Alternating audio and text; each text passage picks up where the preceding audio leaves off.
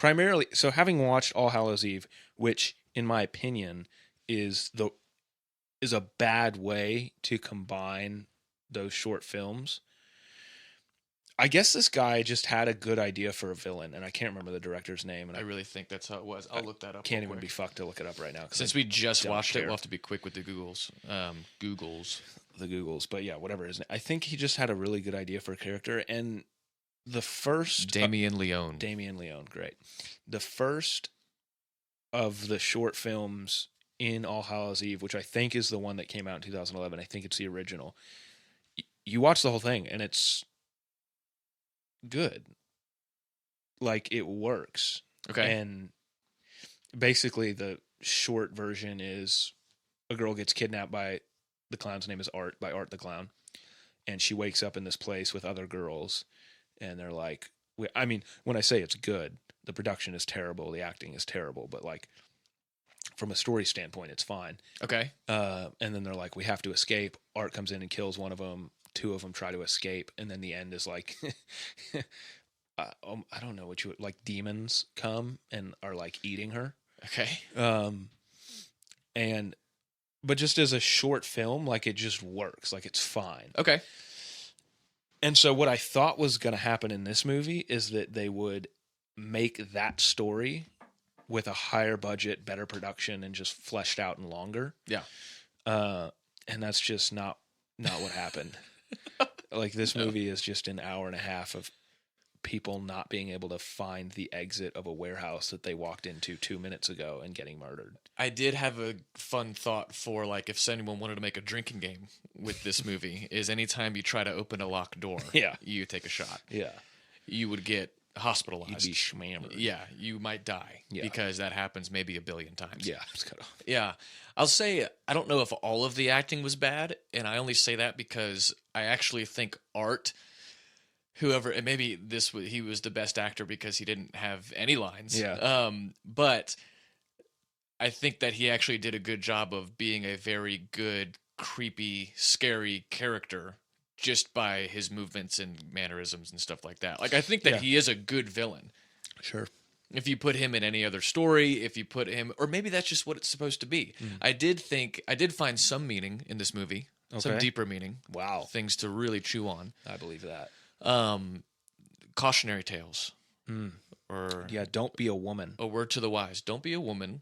If you're a woman, and you see a creepy guy in a restaurant, take a selfie with him. Don't do that, because she got it pretty bad, as the murders go. And especially, don't bring up his mother. You know, and he's rocking that little doll, and she goes up and says, "Have you ever felt a mother's touch?" And then he starts sucking his thumb. Yeah. That was creepy. But he sucks it like a dick. Like, not the way that a baby sucks their thumb. Like, when a baby sucks their thumb, they just kind of put it in their mouth and very gently, if anything, like, suck on it. This dude was, like, thrusting the thumb in and out of his mouth. He kind of worked his way into it, too. He was a little slow to get there. It was intense. Yeah, that character, I think, is worth talking about, because why the fuck is she in the movie? No, there's no reason. Doesn't make any... So what we're talking about, basically the entire plot, for the most part, takes place in...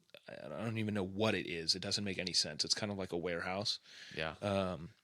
Warehouse, but maybe like... But it just looks like an apartment office building on the top. It's so strange. Yeah.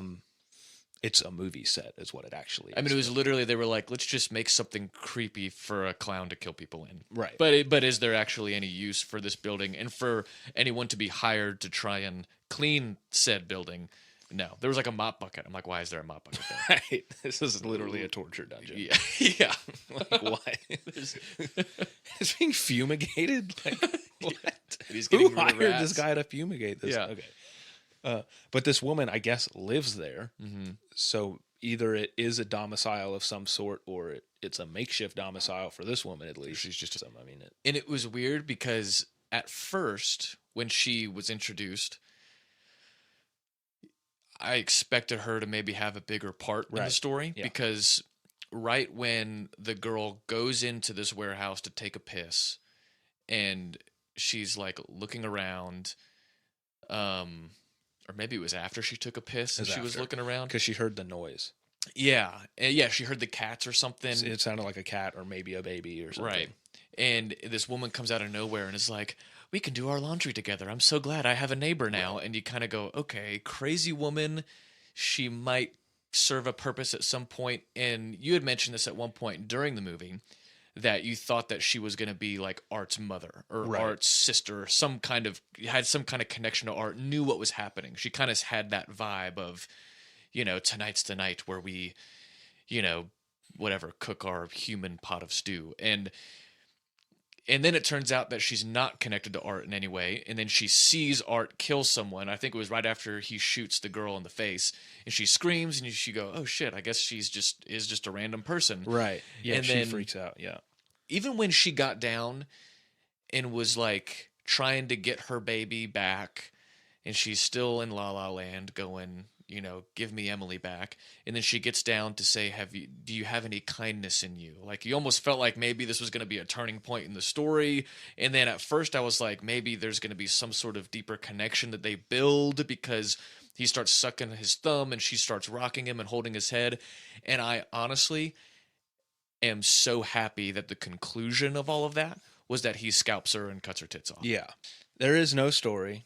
There is no plot. There is just this guy savagely murders people, which is fine. Mm-hmm. I think that there's a way to do that well. Yeah. And this movie didn't really it was bad. It's not good.